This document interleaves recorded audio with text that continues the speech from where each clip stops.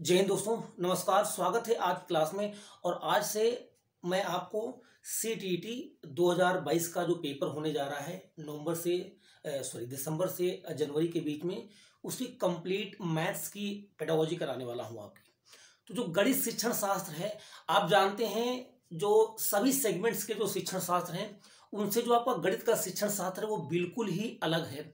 इसका रीजन ये है कि जो आपके प्राइमरी और जूनियर में मैथमेटिक्स के जो क्वेश्चंस आते हैं, स्पेशली जो आपके प्राइमरी में है, वो 3 to 5 जो NCERT है उसी पर बेस्ड सारे के सारे सवाल हैं।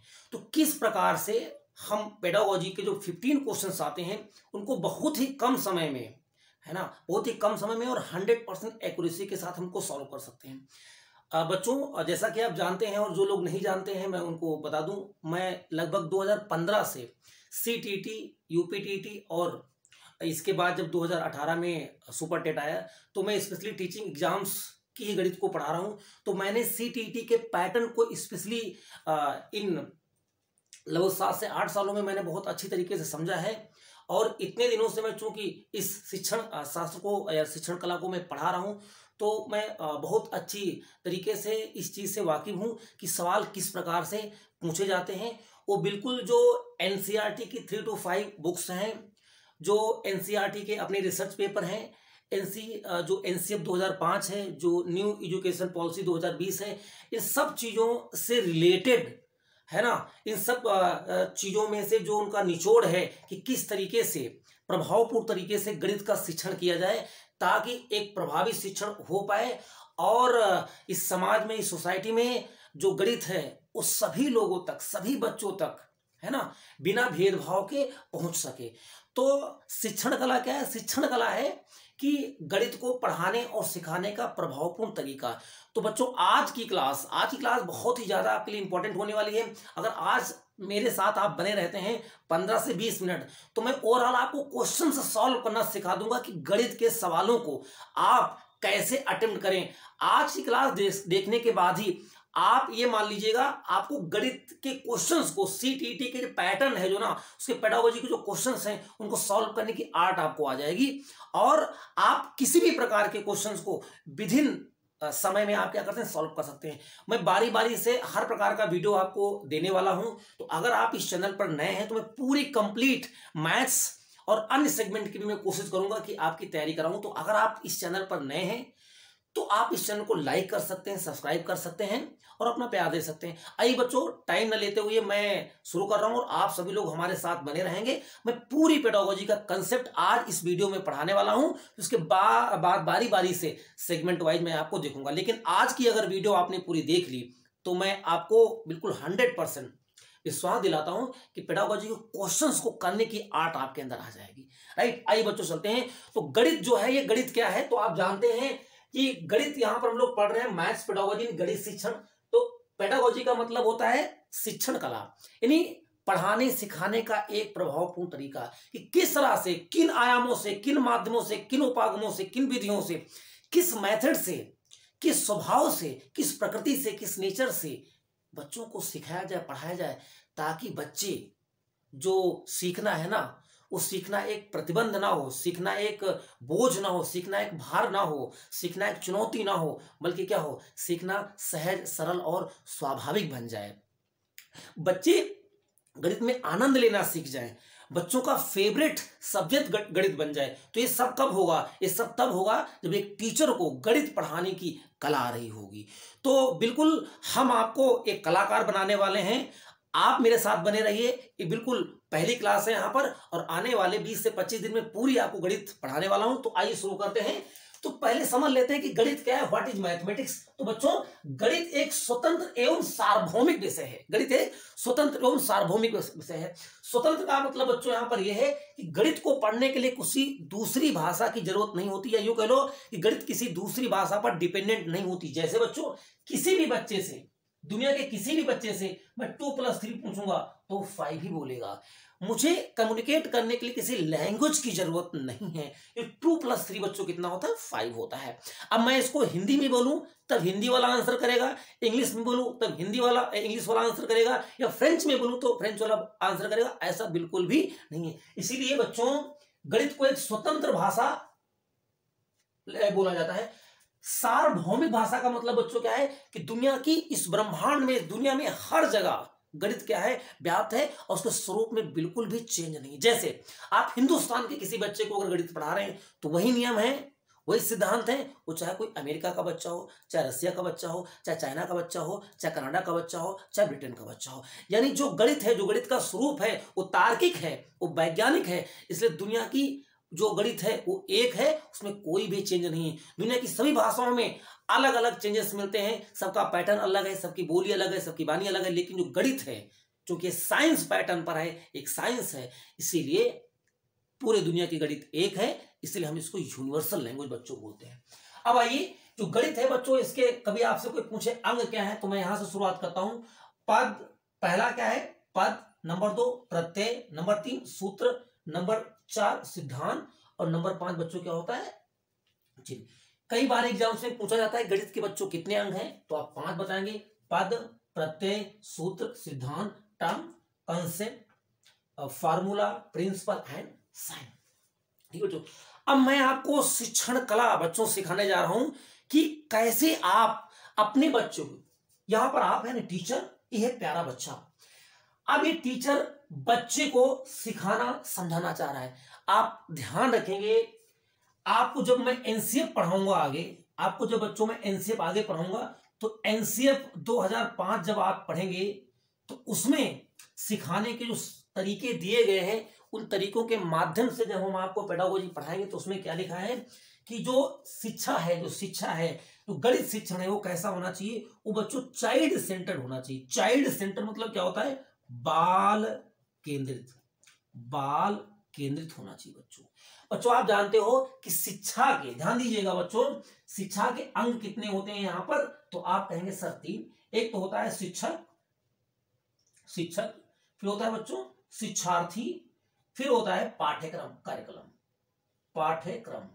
तो इसमें सबसे इंपॉर्टेंट कौन है, ये प्यारा बच्चा, ये जो है ये सबसे इंपॉर्टेंट है। यानी जब आप शिक्षण करेंगे तो सबसे अधिक महत्व किसको देंगे, इस प्यारे बच्चे को।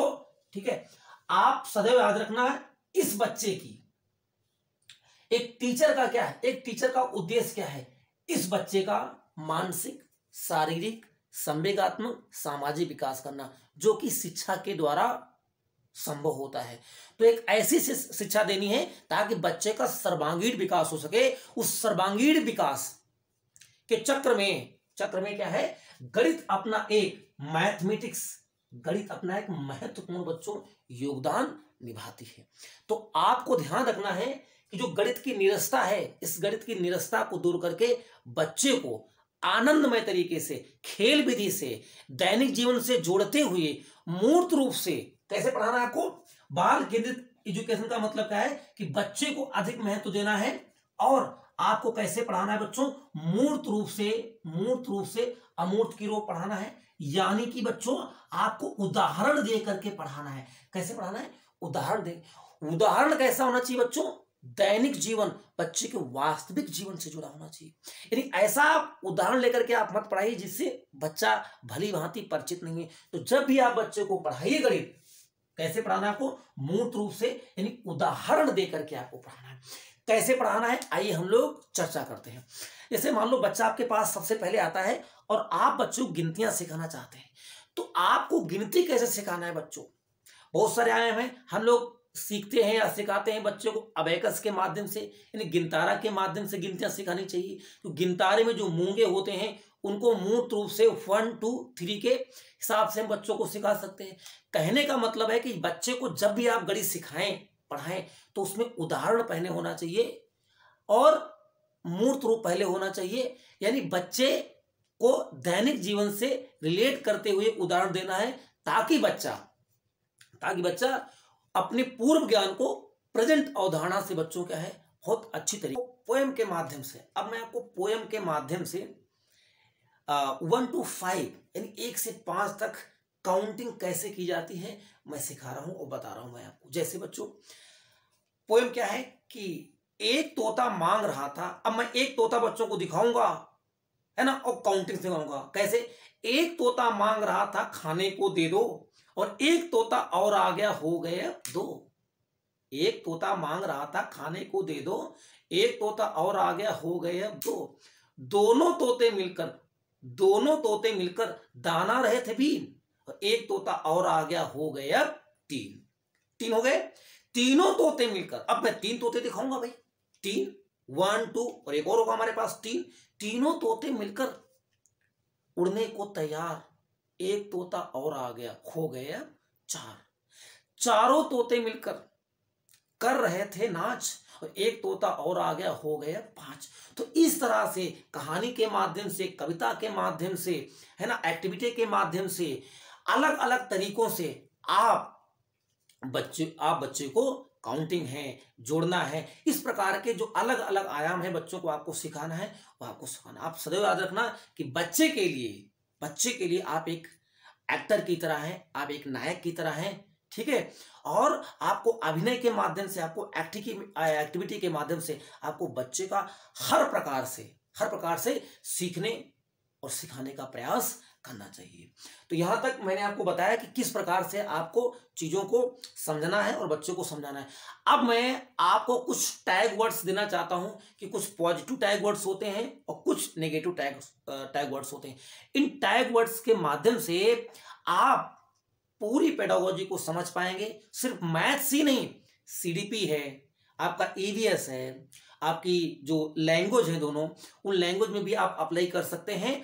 और इन टैग वर्ड्स के माध्यम से आप पूरी पेडागोजी को समझ तो जाएंगे ही, और ये पूरा वीडियो देखने के बाद आप 50% पेडागोजी आज ही से सॉल्व करना प्रारंभ कर देंगे, ये हमारी गारंटी है। तो आइए बच्चों, अब मैं बढ़ता हूं, आपको टैग वर्ड समझाता हूं कि किस प्रकार से आप अपने प्रश्नों का उत्तर देंगे और कैसे आप सवाल के कंसेप्ट को समझेंगे, किस प्रकार से जो ट्रिकी पॉइंट्स हैं उनके द्वारा हम बहुत आसानी से अपने सवालों का आंसर कर सकते हैं। तो आइए बच्चों, बढ़ते हैं और आपको बताते हैं और सिखाते। आइए प्यारे बच्चों, हम लोग जो टैग वर्ड्स हैं, जो पॉजिटिव और नेगेटिव जो टैग वर्ड्स हैं, उनको देख रहे हैं यहाँ पर। और टैग वर्ड्स के माध्यम से आप अपने क्वेश्चंस को बहुत ही आसानी से सॉल्व कर सकते हैं।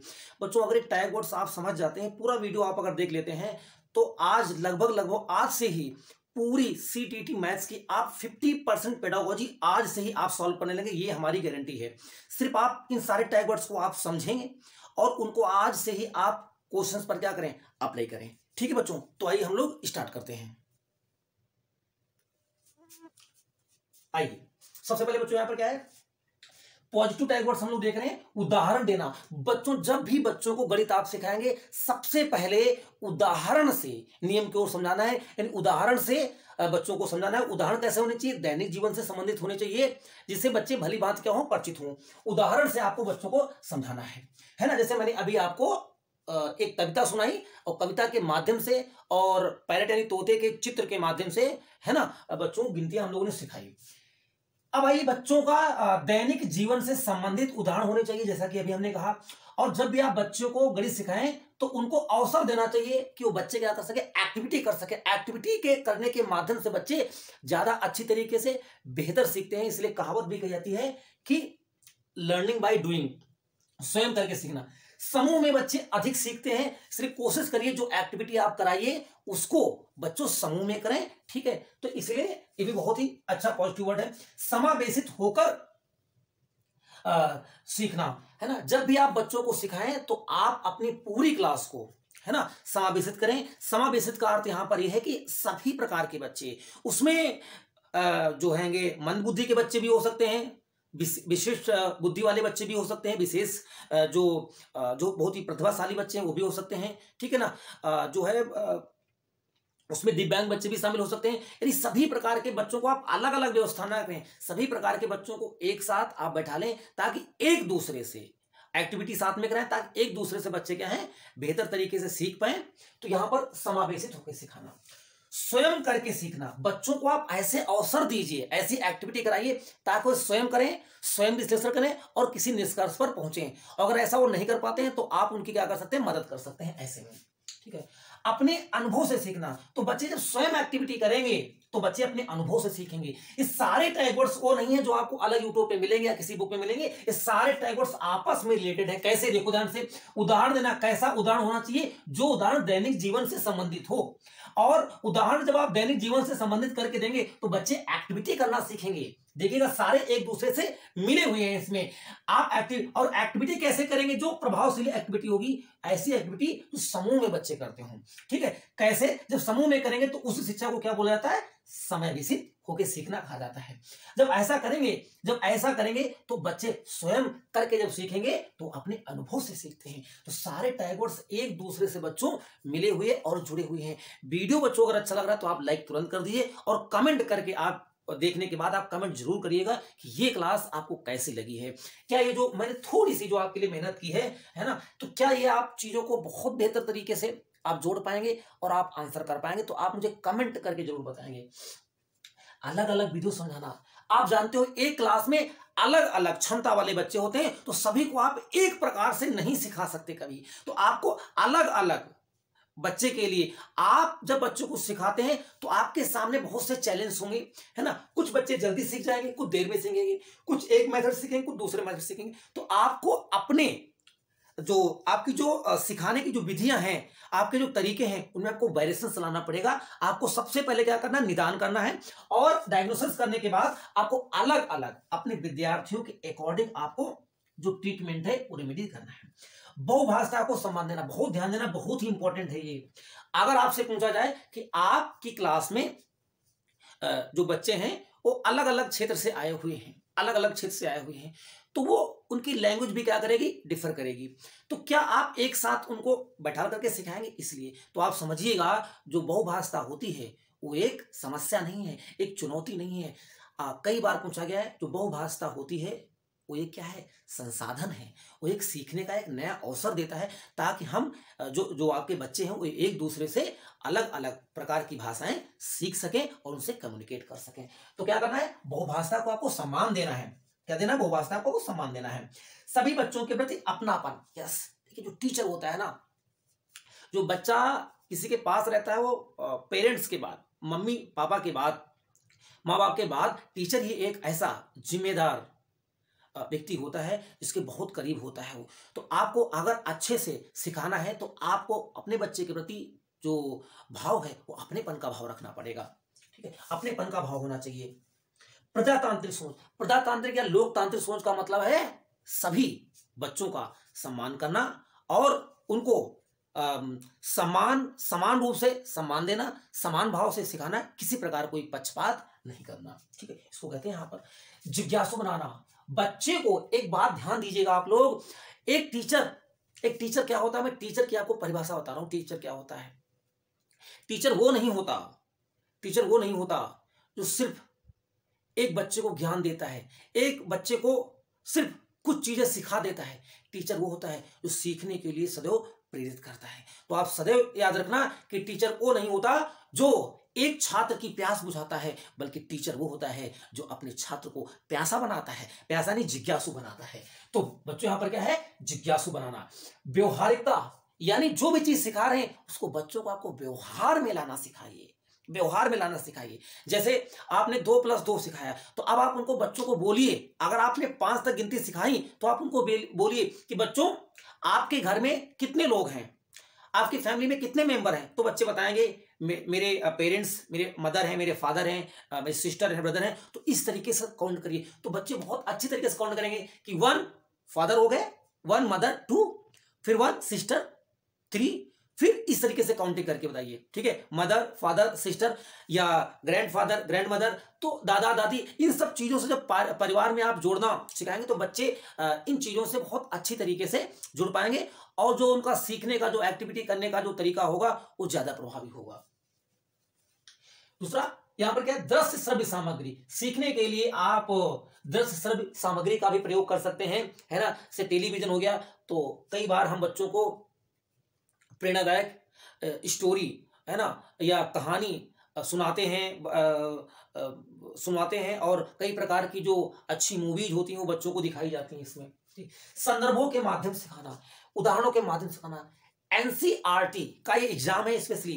अब आप जानते हो कि एनसीईआरटी की जो बुक्स होती हैं उसमें क्या होता है, एक्टिविटी के माध्यम से सिखाया जाता है, विभिन्न संदर्भों के माध्यम से सिखाया जाता है। ठीक है, तो यहाँ पर आपको बच्चों को संदर्भ यानी जब भी कोई चीज सिखाएंगे उसके लिए एक स्पेशल प्रकार का उदाहरण आप तैयार करके रखेंगे। बच्चों को अधिक मार्क्स देना, तो आप जानते हो कि एनसीएफ 2005 क्या कहता है कि चाइल्ड सेंटर्ड एजुकेशन है। यहां पर सबसे इंपॉर्टेंट कौन है, बच्चा है। इसीलिए बच्चा, प्यारा बच्चा, बालक, बालिका, ये सब क्या है, ये देवतुल्य हैं और इनका पूरा सम्मान करेंगे। हर हाल में इनको सिखाने का प्रयास करेंगे। आपने कहा है बाल केंद्रित शिक्षा है, तो आप जान गए हैं, है ना, बाल केंद्रित शिक्षा है, क्योंकि शिक्षा बनी किसके है, बच्चे के लिए। तो कोई भी ऐसा स्टेप नहीं उठाना है ताकि बच्चे का अनित हो जाए, वो सीखने से वंचित रह जाए। इसीलिए सब कुछ बाल केंद्रित है यहां पर, यानी बालक को सबसे अधिक महत्व दिया गया है। गणित सभी के लिए आवश्यक है। इनसे 2005 क्या कहता है, गणित सभी के लिए आवश्यक, यानी गणित में सफलता सभी के लिए आवश्यक है। समाज का हर एक कोई, सभी, चाहे वो लड़का हो, चाहे वो लड़की हो, चाहे वो गरीब हो, चाहे अमीर हो, उसके लिए गणित में सफलता बहुत जरूरी है। क्योंकि देश का और समाज का अगर विकास करना है या देश और समाज में एक नई सोच लानी है, तो कहीं ना कहीं जो हमारी और आपकी और सभी की जो सोच है वो तार्किक होना चाहिए, वो वैज्ञानिक होना चाहिए। तो वैज्ञानिक सोच तभी आएगी जब हम तार्किक रूप से बच्चों सोच रहे होंगे। इसलिए गणित सभी के आवश्यक। गणितीकरण का मतलब होता है बच्चों मैथमेटाइजेशन। इसका अर्थ क्या होता है मैं समझाता हूं। गणितीकरण मैथमेटाइजेशन का मतलब बच्चों होता है कि बच्चे, ध्यान सुनिएगा, बच्चे की सोच प्रक्रिया का गणितीकरण करना ही क्या कहलाता है, गणितीकरण कहलाता है। अब बच्चों ये सोच प्रक्रिया क्या है, एक समस्या के समाधान के लिए जब बच्चा कई प्रकार से सोचने लगता है, एक समस्या के समाधान के लिए जब बच्चा कई प्रकार से, कई उपागमों से, कई नियमों से, कई सिद्धांतों से, कई विधियों से, कई तरीकों से सोचने लगता है, तो उसी को क्या बोला जाता है, उसी को बच्चों बोला जाता है क्या, गणितीकरण। सीखने के अवसर क्या है कि बच्चे को जब आप स्वयं सीखने के, जैसे जीन पियाजे जी ने क्या कहा था कि बच्चा जो होता है वो क्या होता है, एक नन्हा वैज्ञानिक होता है। वो हर समय रिसर्च करता रहता है, हर समय कोई ना कोई खोज करता रहता है। तो इसीलिए आप जब बच्चों को सीखने के अवसर देंगे तो बच्चा स्वयं अपना मन मस्तिष्क संलग्न करेगा उस चीज में और वहां से स्वयं सीखेगा और वहां से उसको अनुभव मिलेगा। तर्क एवं चिंतन, तो जब आप सीखने के लिए अवसर देंगे तो बच्चा तर्क और चिंतन स्वयं करेगा। सृजनात्मकता, आपको बच्चों को अपसारी चिंतन यानी डाइवर्जेंट थिंकिंग को बढ़ावा देना है। यानी एक समस्या है, एक समस्या के बारे में बच्चा कितने प्रकार से रचनात्मक तरीके से सोच सकता है, इसके आपको अवसर, ताकि बच्चे में सृजनात्मकता आ सके। आगमन विधि, ये सबसे इंपॉर्टेंट है। जब भी बच्चे को आप पढ़ाएं स्पेशली प्राइमरी लेवल में, तो वो उन विधियों का प्रयोग करना है। सबसे इंपॉर्टेंट विधि कौन है, इंडक्टिव यानी आगमन विधि। यानी आगमन विधि बच्चों क्या होता है, सबसे पहले हम उदाहरण देते हैं और उसके बाद नियम। यानी मैंने जैसे बताया था कि मुझे 1 सिखाना है तो मुझे 1 देना है। अब यानी कि सबसे पहले ध्यान देना, सबसे पहले जब हम आगमन विधि बताते हैं तो आगमन में क्या होता है, सबसे पहले उदाहरण होता है, सबसे पहले सरल होता है, सरल से कठिन होता है, सबसे पहले विशिष्ट से क्या होता है, उदाहरण होता है, मूर्त से क्या होता है, अमूर्त होता है। इससे सबसे बच्चों प्रभावी जो विधि है वो बच्चों क्या होती है, आगमन विधि होती है। अब आप यहां पर एक चीज और समझने का प्रयास करेंगे, ये जो टैग वर्ड्स हैं, इन टैग वर्ड्स के सहारे, जो पॉजिटिव टैग वर्ड्स हैं के सहारे आप सिर्फ गणित ही नहीं, पूरी की जो पूरी पेडागोजी आती है, वो चाहे ईवीएस हो, चाहे सीडीपी हो आपकी, चाहे आपका लैंग्वेज 1 एंड लैंग्वेज 2 हो, और मैथ्स, सभी में आप अप्लाई करके देख सकते हैं। आज ही से आपके 50% क्वेश्चन सॉल्व होंगे। आइए बच्चों, आप कुछ नेगेटिव वर्ड्स देखना है, यानी अगर नेगेटिव आएंगे तो इनको नेगेटिव समझना है। अब सही कब देना है, गलत कब देना है। अगर आपसे सही वाले पूछे सही देना है, अगर नेगेटिव पूछे कौन सा नहीं होगा तो नेगेटिव, मतलब अगर नेगेटिव पूछता है तो नेगेटिव देना है, अगर पॉजिटिव पूछता है तो पॉजिटिव देना है। कभी भी बच्चे से आप ये नहीं कहेंगे या इस पर बल नहीं देंगे कि किसी चीज को रटना है, पहाड़े रटना है, गिनतियां काउंटिंग नंबर रटने हैं, है ना, सवाल का कंसेप्ट रटना है, सूत्र रटना है। रटने से दूर दूर, रटना कंठस्थ करना है, रोट ये नहीं करना है। सूत्र नियम सिद्धांत ये सब क्या करते हैं, सोच प्रक्रिया को क्या करते हैं, अभिसारी करते हैं। यानी जैसे एक कुएं का मेढक है ना, तो उसको बंद कर देते हैं। तो इसी प्रकार से क्या करना है बच्चों, आप सूत्र नियम सिद्धांत इनका नाम नहीं लेना है बच्चे के सामने, या इनको सीखने या इनको याद करने के लिए अभी आपको कोशिश या प्रेशर नहीं डालना है, किसी प्रकार का लिमिटेशन, ये बहुत ही इंपॉर्टेंट है। अगर किसी पेडागोजी के किसी भी सवाल में किसी प्रकार का लिमिटेशन हो, जैसे एक बार पढ़ लो, 2 बार पढ़ लो, केवल ये कर लो, केवल वो कर लो, ऐसा कर लो, वैसा कर लो, 10 बार पढ़ लो, 11 बार पढ़ लो, 20 बार पढ़ लो, ये कर लो, इन प्रकार की लिमिटेशन हो, किसी प्रकार की लिमिटेशन हो, अगर केवल है केवल ये करो, केवल वो करो, किसी प्रकार की अगर ऑप्शन में लिमिटेशन है तो क्या है, वो नेगेटिव है। यानी एनसीएफ 2005 क्या कर रहा है कि बच्चे को इस खुले उस नीले आसमान में खोल दो, छोड़ दो उसको, वो क्या कर लेगा, वो स्वयं रिसर्च, वो स्वयं खोज कर लेगा। बस केवल आप उसको अच्छे अच्छे अवसर उपलब्ध कराइए। आप और टीचर और वातावरण और उसके पेरेंट्स, बच्चे इसके सहयोगी हो सकते हैं और उसके अवरोधक भी हो सकते हैं। तो आपको अवरोधक नहीं बनना है, आप उसके सहयोगी बनना है आपको। जैसे और कौन कौन से वर्ड्स आ सके, केवल आ जाए, मात्र आ जाए, एक बार पढ़ लो, 2 बार पढ़ लो, 4 बार पढ़ लो, ऐसा करो, वैसा करो, ये सारी चीजें क्या है, महा नेगेटिव है। ठीक है, कठोर अभ्यास करो, है ना, जैसे कहते हैं ना कि गणित अभ्यास से आती है, तो ये नियम अभी नहीं लगाना है आपको, गणित अभ्यास से नहीं आती। कहते हैं कि ना practice makes a man perfect, लेकिन यहां पर थोड़ा चेंज है, practice makes a man perfect, यहां पर थोड़ा चेंज है, perfect practice makes a man perfect, यानी जितनी आवश्यक हो, जितनी जरूरी हो उतनी प्रैक्टिस कराना है। कठोर अभ्यास अभी बच्चे को नहीं करना है, बहुत ही नाजुक बच्चा है। लैंगिक भेदभाव, है ना, जैसे लड़कियां गणित में कमजोर होती हैं, लड़के गणित में तेज होते हैं, लड़कियां गणित नहीं सीख सकती हैं, इस प्रकार के, या कोई अगर दिव्यांग बच्चा है तो या किसी प्रकार से कोई प्रॉब्लम है, तो आप ये नहीं कह सकते हो कि ये आप नहीं कर सकता है, ये लड़का नहीं कर सकता है, लड़की नहीं कर सकती है ना। तो किसी प्रकार का लैंगिक भेदभाव नहीं होना चाहिए। ठीक है, बच्चों को आप बिल्कुल भी बहुत ही प्यार से आपको समझाना है, किसी प्रकार का सजा, दंड, डांटना, फटकारना, है ना, घूरना, किसी प्रकार का आप बच्चों को प्रताड़ित, किसी प्रकार से बच्चों को प्रताड़ित नहीं करने में। ठीक है, इस लेवल में बच्चा रोजगार के लिए नहीं पढ़ता है। छोटे बच्चों को रोजगार से क्या मतलब है ना, उसको तो खाने की जरूरत होगा, वो रोने लगेगा, उसको तो खाना मिल जाएगा, सिस्टम, उसको रोजगार से क्या मतलब। त्रुटियों को नजरअंदाज ना करना, वैसे तो मैंने यहाँ लिखा नहीं, यहाँ पर हमें लिखना चाहिए था कि जो त्रुटियां होती हैं, एरर्स, वो पॉजिटिव होती हैं। जो एरर्स होती हैं बच्चे के द्वारा की गई एरर्स क्या होती है, पॉजिटिव होती हैं। लेकिन अगर एक टीचर त्रुटियों को नजरअंदाज कर रहा है तो ये क्या है, गलत है। आपको बच्चों की त्रुटियां, बच्चे की एरर्स देखनी है, और एरर्स अगर आप देख लेते हैं तो इसी को कहते हैं क्या, इसी को कहते हैं डायग्नोसिस। यानी बच्चे की जो बीमारी है, बच्चे की जो कमियां हैं, उनका डायग्नोसिस आपने कर लिया है ना, उनका आपने निदान कर लिया है, अब उपचार करना है। इसलिए बच्चे की लिखने में समस्या है, पढ़ने में समस्या है, सुनने में समस्या है, बोलने में समस्या है, किस प्रकार की समस्या है, तो या वो रिकॉल नहीं कर पा रहा है, वो याद नहीं कर पा रहा है, किसी भी प्रकार की समस्या है, उसको क्या करेंगे, उसके पोर्टफोलियो में शामिल करेंगे और उसका फिर उपचार करने का क्या करेंगे बच्चों, प्रयास करेंगे। ठीक है, उसका उपचार करने का क्या करेंगे, प्रयास करेंगे। निगमन, निगमन तो होता है सूत्र, अगर निगमन विधि का प्रयोग आता है तो वो नेगेटिव माना जाएगा, क्योंकि निगमन में मतलब होता है सूत्र, नियम और आगमन, यहां पर आपने पढ़ा था।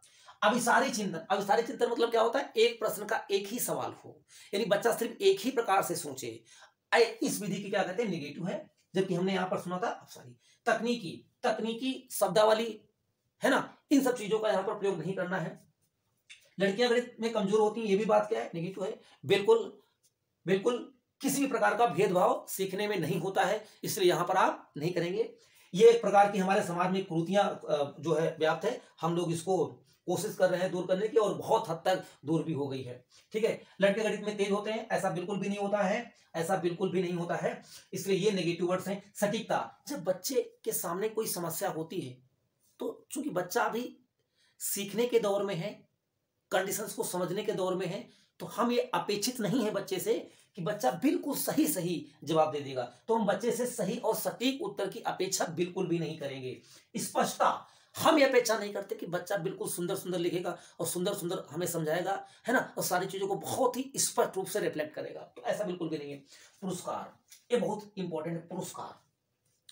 अब जब ऑप्शन में आएगा कि बच्चे को हम आगे प्रमोट करने के लिए या सिखाने के लिए या गणित में उसका मन लगाने के लिए हम उसको क्या सिखाएं, हम उसको पुरस्कार देंगे, तो पुरस्कार नहीं देना है। क्यों, क्योंकि बार बार पुरस्कार देने से बच्चे का जो व्यवहार होता है वो बिगड़ता है, क्योंकि फिर वो पुरस्कार के लिए ही पढ़ेगा। यानी कहने का मतलब फिर उसका ध्यान पढ़ने पर ना होकर के पुरस्कार पर ही जाएगा। इसलिए पुरस्कार आपको क्या करना है, यहाँ पर नेगेटिव देना है। उच्च पढ़ाई करना होता ना कि प्राइमरी क्लास में उच्चतर पढ़ाई करना, बहुत हाई लेवल की गणित पढ़ा देना, या बड़े लेवल के तैयार करना, या कोई कहते हैं ओलंपियाड के लिए तैयार करना, या कॉम्पिटिशन के लिए तैयार करना, फला के लिए तैयार करना, ढकाले के लिए तैयार करना, ये सब क्या होते हैं? ये सब नेगेटिव वर्ड होते हैं। विशेष बच्चों की अलग व्यवस्था करना, है ना, जैसे फिजिकली चैलेंज है, हैंडीकैप है बच्चे हैं, या मंद बुद्धि के बच्चे हैं, या तीव्र बुद्धि के बच्चे हैं, उनको अलग अलग रखना, है ना, ऐसा बिल्कुल भी। समावेशी शिक्षा क्या कहती है? सबका साथ, सबका विकास, सबको एक साथ रखना है, सबको एक साथ पढ़ाना है। इसीलिए इसीलिए विशेष बच्चों को अलग नहीं, सभी बच्चों को एक ही साथ आपको रखना है। बच्चों ये जो हमने पेडागोजी पढ़ी है आज, मैंने आज जो कुछ भी आपको पढ़ाया है, अगर आप इन चीजों को आप समझ गए हैं और आज ही के बाद आप अप्लाई करिएगा, आज अगर आप अप्लाई करते हैं तो आज ही आपके 50% क्वेश्चन सॉल्व हो जाएंगे।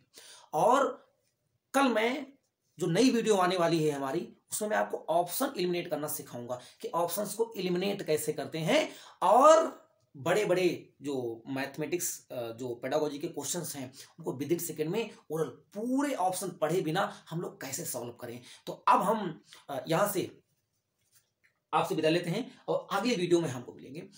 आपसे रिक्वेस्ट है कि अगर आपको ये वीडियो हेल्प कर रही है पढ़ने और सीखने में, तो आप इस चैनल को लाइक, सब्सक्राइब, और अगर हो सके तो कम से कम एक जरूरतमंद इंसान को, जिसको इसकी जरूरत है, सभी को नहीं, जिस व्यक्ति को इसकी जरूरत है उसे पहुंचाने का प्रयास करें, ताकि थोड़ा सा हमें भी मोटिवेशन मिलेगा।